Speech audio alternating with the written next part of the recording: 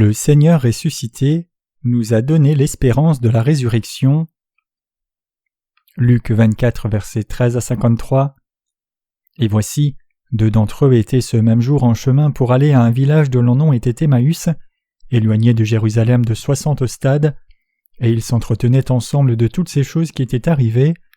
Et il arriva comme ils s'entretenaient et raisonnaient ensemble, que Jésus lui-même s'étant approché se mit à marcher avec eux.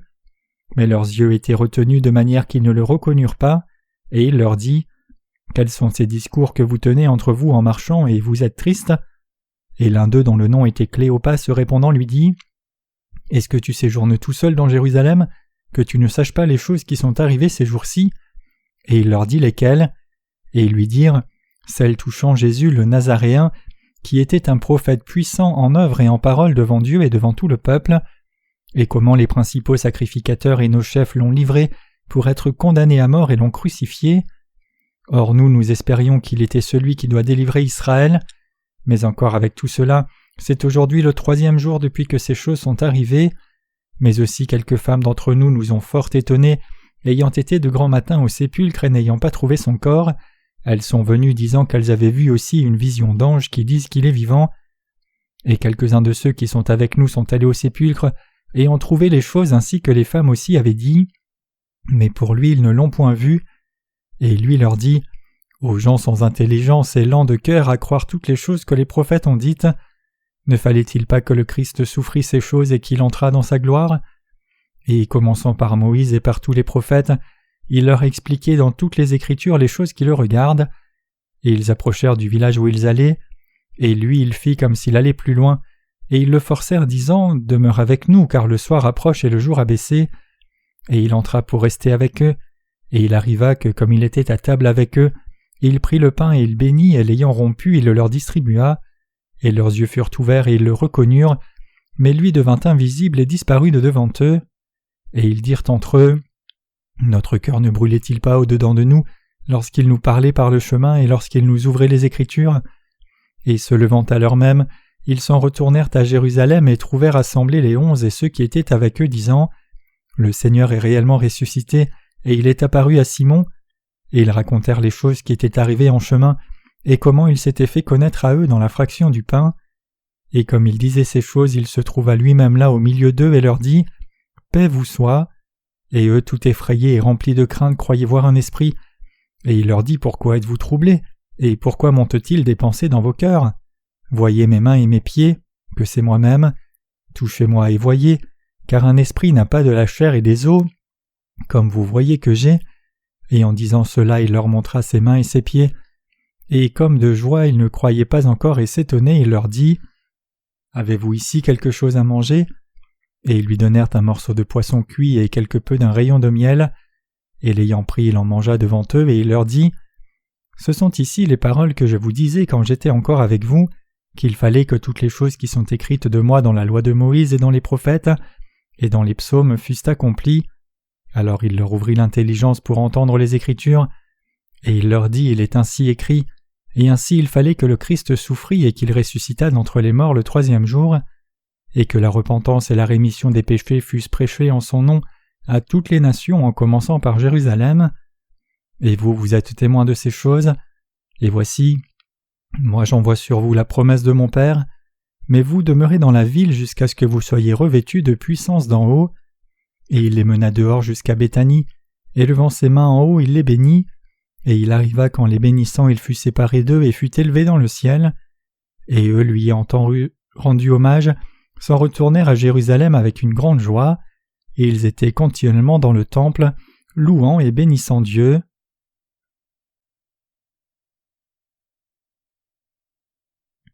Qu'ont dit les disciples de Jésus ? Comment allez-vous tous ?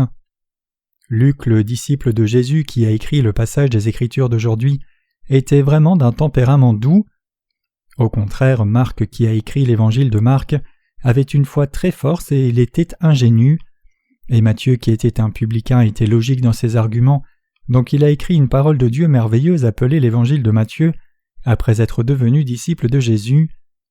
Matthieu a écrit de façon consistante tous les événements qui sont arrivés autour de Jésus, dans la perspective de la royauté de Jésus. Cependant, parmi les disciples de Jésus, celui qui était le plus proche du Seigneur spirituellement et avec un caractère prudent était probablement l'apôtre Jean. Jean, qui était le plus proche du Seigneur spirituellement et avait la foi correcte en Dieu, a écrit sur Jésus-Christ comme Dieu. Il a écrit l'œuvre de Jésus-Christ durant 33 ans de sa vie dans la perspective la plus élevée. Comme je l'ai mentionné il y a un instant, Luc, l'auteur de l'Évangile de Luc, était un disciple de Jésus et il était doux de tempérament. Donc il a beaucoup mentionné les faiblesses des humains dans l'Évangile de Luc parce qu'il les connaissait bien. Les 4 évangiles rapportent tous la résurrection de Jésus et l'Évangile de Luc rapporte la résurrection de Jésus en insistant sur le récit particulier de ce que les 2 disciples de Jésus ont vécu sur le chemin vers Emmaüs. Après que Jésus soit mort à la croix, le corps de Jésus a été posé dans le tombeau de Pierre qui avait été préparé pour Joseph d'Arimathée. Il n'a pas été enterré sous la terre comme dans notre pays, mais son corps a juste été posé dans un tombeau comme une caverne. En Israël, quand une personne mourait, on mettait la personne dans une caverne et fermait l'entrée, et les gens riches faisaient une caverne de pierre et mettaient le corps dans la tombe puis scellaient l'entrée. C'était la coutume en Israël à l'époque. Les gens de notre pays, la Corée, sont familiers avec la terre, le sol, donc les gens de notre pays enterrent communément le corps sous terre en profondeur et le laissent se décomposer puis retourner à la terre. Cependant en Israël ils mettaient le corps dans le tombeau et le corps se décomposait pour retourner à la nature. Une telle coutume préservait le corps plus longtemps, puisqu'ils posaient juste le corps mort à la surface de la terre. Les os restaient quand la chair s'était décomposée. Cependant dans la coutume d'enterrement occidentale, même les os se décomposent complètement avec le temps qui passe. Et l'apparence de la tombe est très différente aussi. Dans les pays occidentaux, l'on utilise souvent une tombe faite de ciment ou de pierre, mais dans les pays orientaux, nous enterrons souvent le corps en profondeur et mettons de l'herbe par-dessus. L'idéologie du confucianisme de ces pays a produit une telle tradition, et cela a fait perdre beaucoup de terrain. Même dans notre pays, la Corée, la zone des cimetières publics est très grande et ce sont des obstacles majeurs dans les plans fonciers nationaux. Quoi qu'il en soit, notre Jésus est ressuscité après avoir été posé dans la caverne 3 jours après être mort à la croix en disant « Tout est accompli ». 2 personnes qui ont vu la résurrection du Seigneur en premier étaient Marie de Magdala et l'autre femme appelée Marie aussi. À ce moment-là, ces 2 femmes sont allées au tombeau avec quelques croyantes. Elles y sont allées pour appliquer des épices sur le corps pour qu'il ne se décompose pas trop vite et que l'odeur du corps ne soit pas trop forte. Elles sont allées au tombeau très tôt le matin, à l'aurore, alors que le soleil commençait seulement à se lever, et elles ont vu la grande pierre qui fermait la caverne qu'on avait roulée et ôtée de l'entrée. Quand elles ont regardé à l'intérieur, le corps de Jésus avait disparu, et seuls les linceuls pliés qui entouraient le corps restaient là. Alors qu'elles étaient embarrassées en découvrant que le corps de Jésus avait disparu et se demandaient que faire, 2 anges leur sont apparus et leur ont demandé « Pourquoi cherchez-vous Jésus qui n'est pas là ?» L'ange dit « Le Seigneur est ressuscité, et il a dit qu'il est à l'endroit où il vous a dit qu'il serait. » Là-dessus, Marie de Magdala et l'autre Marie étaient étonnées. Elles étaient si heureuses et joyeuses ainsi qu'effrayées qu'elles ont couru vers les disciples de Jésus comme si elles avaient perdu la tête. Alors elles leur ont dit les choses qu'elles avaient vues. Jean et Pierre, qui étaient impétueux, ont couru vers le tombeau immédiatement, et ils ont vu que le corps avait réellement disparu et qu'il n'y avait que les linges de lin pliés. Jésus est ressuscité le 3e jour après la mort à la croix. Le 4e jour après la mort de Jésus, un jour après la résurrection de Jésus, la rumeur que Jésus était ressuscité s'est répandue rapidement et les gens ont commencé à en parler partout. Dans une telle situation, 2 disciples de Jésus allaient vers le village d'Emmaüs dans la déception et la peur. Alors que Jérusalem était située sur la colline, le village d'Emmaüs se trouvait à l'extérieur de la ville, à environ 10 kilomètres en dessous de Jérusalem. Les 2 descendaient donc en chemin avec déception. Ils se rappelaient les choses qui étaient arrivées et parlaient ensemble. Alors Jésus apparut aux disciples qui descendaient tristement en se remémorant le passé. Bien sûr, les disciples n'ont pas pu reconnaître Jésus pendant un temps. Jésus leur est apparu sous l'apparence d'un voyageur ordinaire en chemin. Jésus demanda aux disciples « Que s'est-il passé à Jérusalem ? De quoi parlez-vous » Alors les 2 disciples se sont arrêtés momentanément et lui ont dit « Comment ? Tu vis à Jérusalem et tu ne sais pas ce qui s'est passé tous ces derniers jours ? le plus grand événement a eu lieu. Les souverains sacrificateurs et les officiers du gouvernement ont livré Jésus aux Romains pour être mis à mort, et il a reçu la peine capitale. Puis il a été cloué à la croix et a versé le sang pour y mourir. Nous avons mis Jésus dans un tombeau, mais le corps a disparu. Certains des autres disciples de Jésus disent qu'ils ont rencontré Jésus ressuscité personnellement, et je suis dans la confusion. Comment peux-tu ne pas savoir ce qu'il vient de se passer, un tel événement ces tout derniers jours?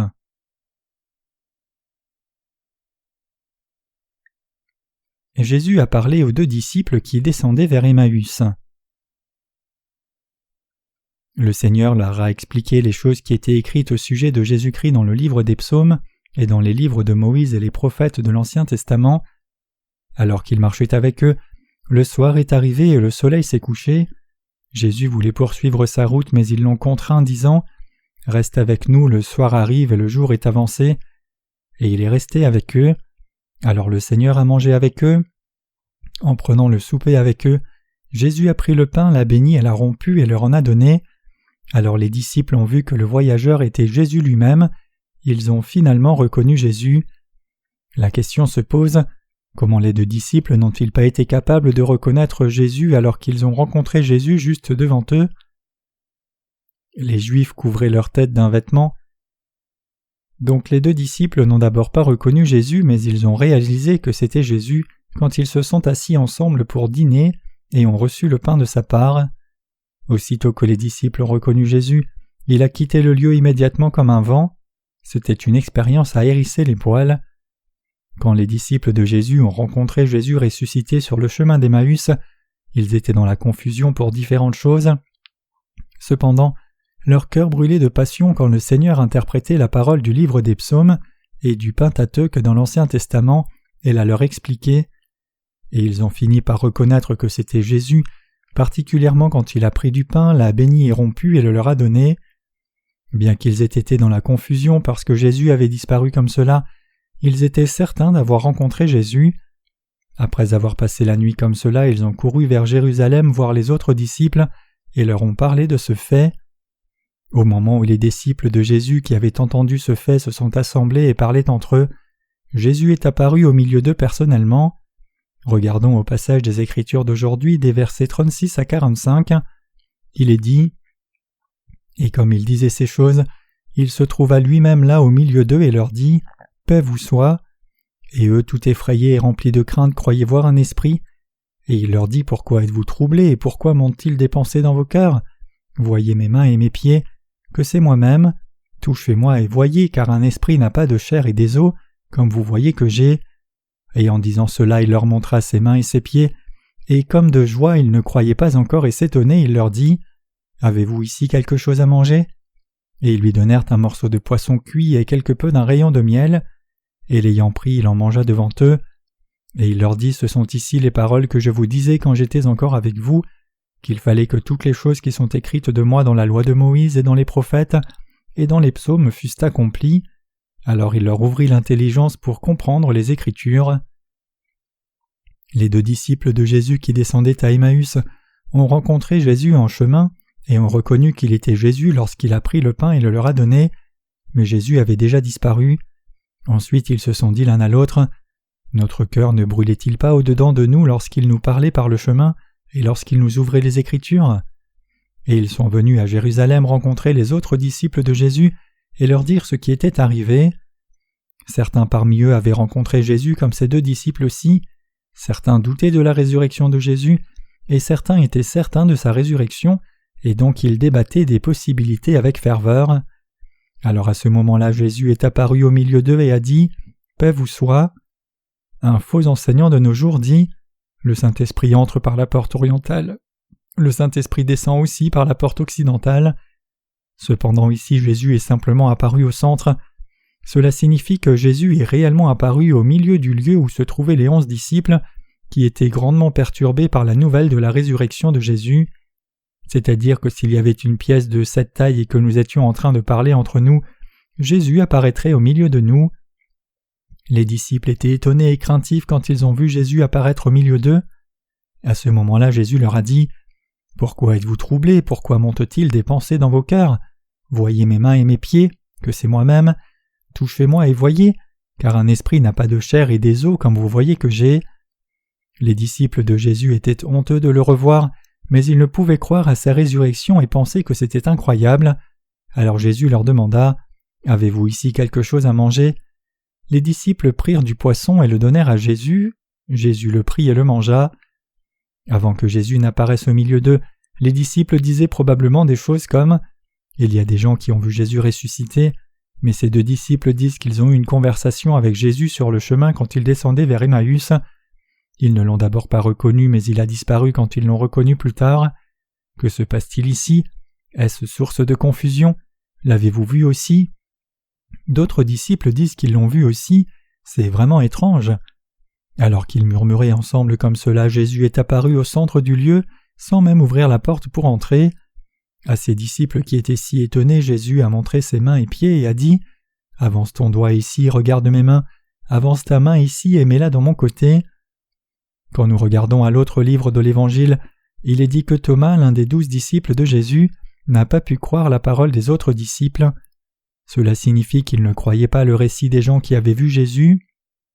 Cependant, Jésus qui est réellement apparu devant eux a dit à Thomas « Avance ton doigt ici et regarde mes mains, et avance ta main ici et mets-la dans mon côté.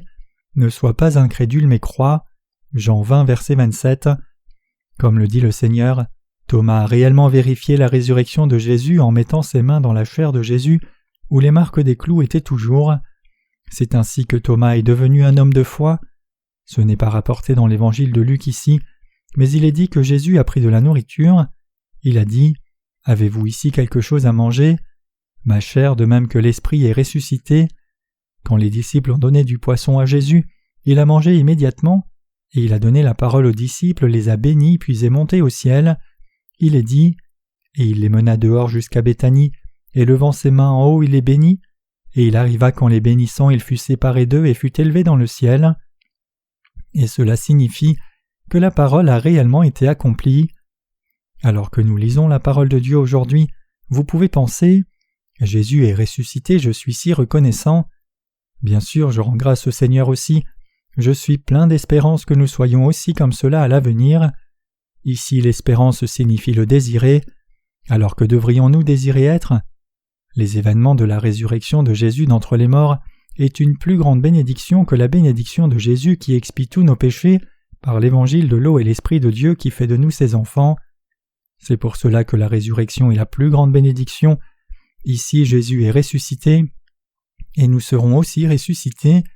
Revenir à la vie est vraiment une grande bénédiction pour nous.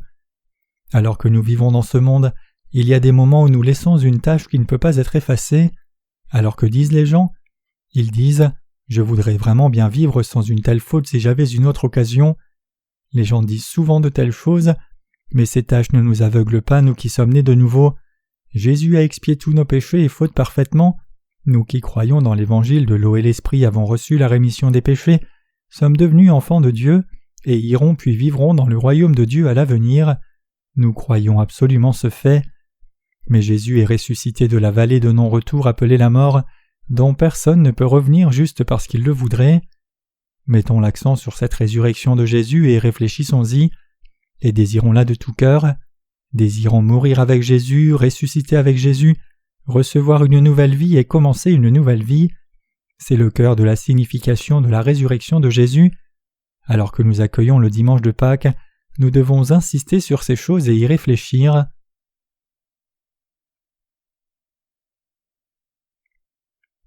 Vous et moi avons reçu la rémission des péchés en croyant dans l'évangile de l'eau et de l'esprit. C'est une bonne chose que nous ayons reçu la rémission des péchés. Nous sommes devenus enfants de Dieu et irons dans le royaume de Dieu à l'avenir. Cependant, nous devons faire l'œuvre de Dieu pendant que nous vivons dans ce monde. L'œuvre de Dieu est juste et droite, mais elle est si difficile et nous met au défi. Cependant, nous avons de l'espérance. Alors que nos âmes ont reçu le salut, notre chair désire aussi revenir à la vie et étendre les ailes de nos rêves pour vivre une nouvelle vie. Jésus est ressuscité des morts et a commencé une nouvelle vie. Jésus est entré dans le monde éternel et vit maintenant glorieusement comme un roi, jouissant de richesse et de splendeur. Donc, qu'est-ce que le Seigneur a dit quand il allait mourir à la croix? Un voleur à ses côtés a dit au Seigneur « « Seigneur, souviens-toi de moi quand tu entreras dans ton règne. » Et Jésus lui dit, « En vérité, je te le dis, aujourd'hui tu seras avec moi au paradis. » Comme vous le savez bien, utopie est un synonyme de paradis. Le mot utopie vient des mots grecs non pas et lieu, donc cela signifie littéralement un endroit qui n'est nulle part sur terre, ou un endroit imaginaire considéré comme parfait ou idéal. Alors quelle est la signification de la parole du Seigneur qui dit « En vérité, je te le dis, aujourd'hui tu seras avec moi dans le paradis » Cela dit que puisque le Seigneur a terminé 33 ans de vie dans ce monde et vit une nouvelle vie dans le monde éternel, vous et moi qui croyons dans l'évangile de l'eau et de l'esprit avons aussi une nouvelle vie dont jouir. Si nous désirons jouir d'une nouvelle vie, nous devons croire et rendre grâce pour le fait que Jésus est ressuscité. Jésus est-il réellement ressuscité des morts? Jésus est ressuscité des morts pour que notre corps qui est corruptible revête l'incorruptibilité et vive éternellement une nouvelle vie. 1 Corinthiens 15, 53. Je vous ai dit précédemment que l'espérance signifie désirer quelque chose. Alors que désirons-nous, vous et moi? Les êtres humains meurent absolument une fois après n'être nés de nouveau dans ce monde. Si votre corps sera ressuscité comme le Seigneur après la mort, que désirerons-nous dans la présence de Dieu à ce moment-là? Que désirerions-nous si notre corps imparfait mourait une fois et recevait ensuite une nouvelle vie après avoir été ramené à la vie? Nous désirerions réellement mener une vie comme celle du Seigneur à ce moment-là.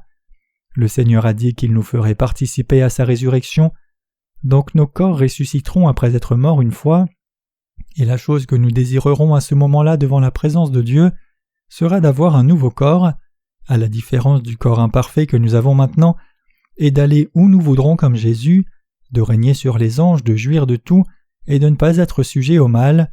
C'est ce que je désire.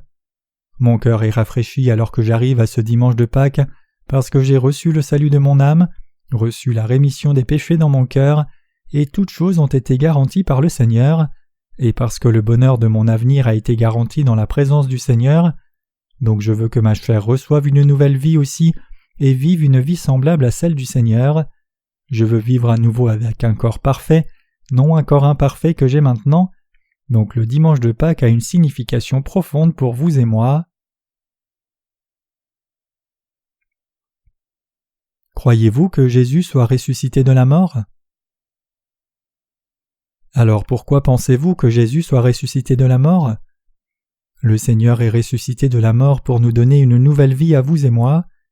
Jésus qui a reçu le baptême est mort à la croix pour expier tous nos péchés, puis est ressuscité des morts. Le Seigneur est ressuscité pour devenir le Seigneur parfait pour vous et moi, pour expier tous nos péchés, pour ramener notre corps à la vie et lui faire vivre une nouvelle vie. Jésus est le Seigneur de la résurrection, il est le Seigneur de la vie. L'apôtre Paul a dit « Mais s'il n'y a point de résurrection des morts, alors Christ n'est point ressuscité, et si Christ n'est point ressuscité, alors notre prédication est vaine et votre foi aussi est vaine. » 1 Corinthiens 15, versets 13 à 14. Cela dit que notre foi ne signifierait rien si le Seigneur n'était pas ressuscité des morts. Si nous avions juste reçu le salut spirituellement, reçu le salut en esprit seulement, reçu le salut dans nos pensées seulement, mais que notre corps ne pouvait pas être ramené à la vie et mener une nouvelle vie, et si nous n'avions pas un tel désir de résurrection de nos corps, alors il n'y aurait aucune espérance pour nous chrétiens.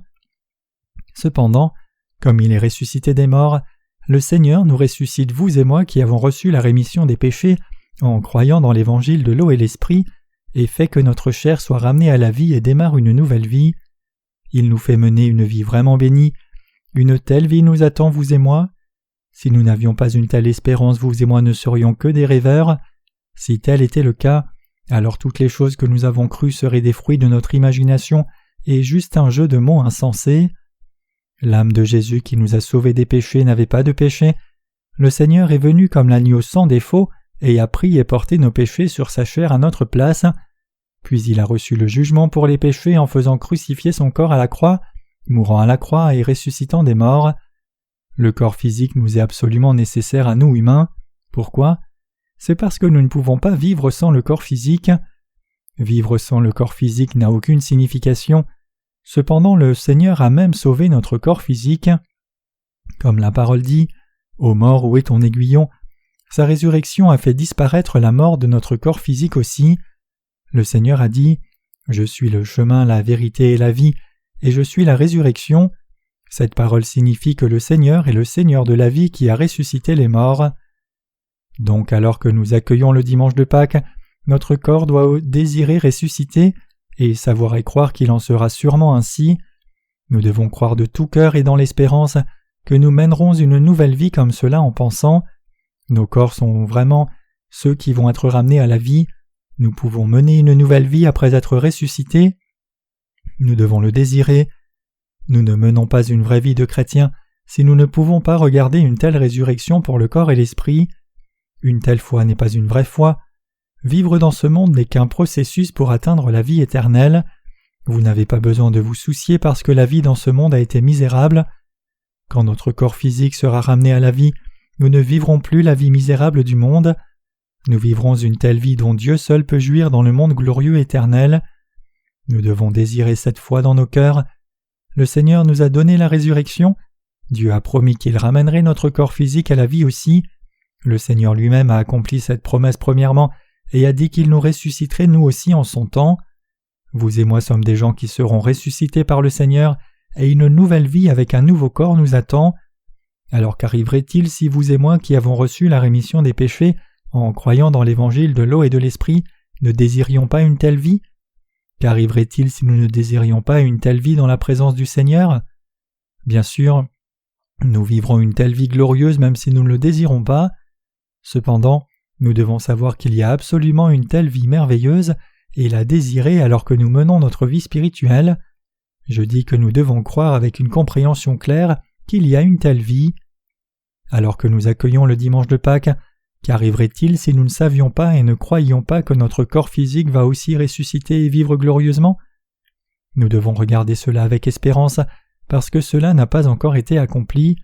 Mais quelle serait la conséquence si nous ne regardions pas cela avec espérance? Nous devrions nous agenouiller devant la mort quand les difficultés viendront et que la mort nous menacera. Cependant, nous ne nous inclinerons pas devant la mort si nous croyons que le Seigneur nous a donné la résurrection. Nous répondrons plutôt avec assurance face à la mort parce que nous croyons que nous vivrons à nouveau. C'est pour cela que notre foi dans la résurrection est si importante. Le dimanche de Pâques est un jour précieux pour confirmer dans nos cœurs le désir et la foi dans la résurrection de notre corps, en croyant dans la résurrection du Seigneur.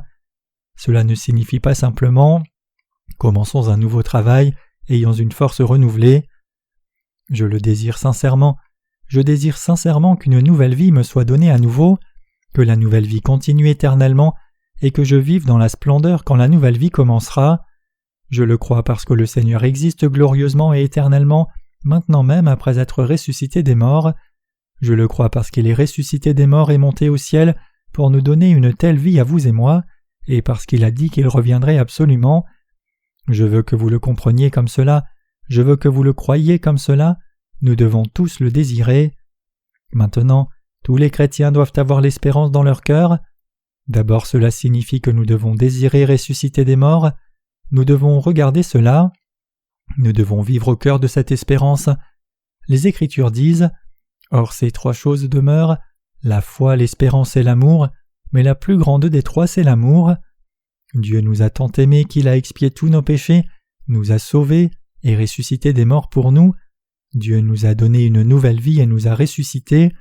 Dieu a ressuscité nos âmes et ressuscitera aussi notre corps physique, donc nous devons le désirer.